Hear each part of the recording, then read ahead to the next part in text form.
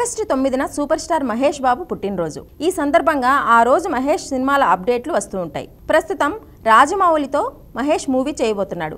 ఆ సినిమా గురించి ఏదైనా న్యూ అప్డేట్ ఇస్తారేమో అని ఎదురు చూస్తున్నారు ఫ్యాన్స్. కానీ ఆ సినిమా ఇంకా ప్రీ ప్రొడక్షన్ స్టేజ్లోనే ఉన్నట్టుగా తెలుస్తోంది.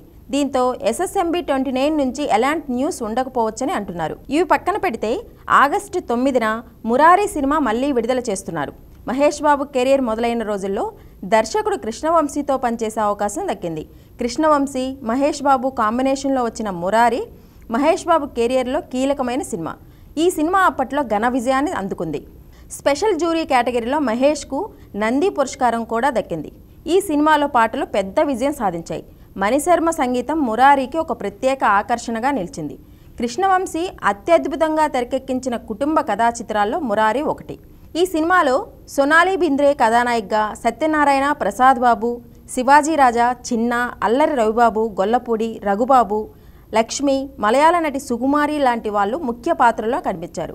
మురారి రిలీజ్ సందర్భంగా అభిమానులు మురారి వెడ్డింగ్ కార్డును క్రియేట్ చేసి సోషల్ మీడియాలో షేర్ చేస్తున్నారు.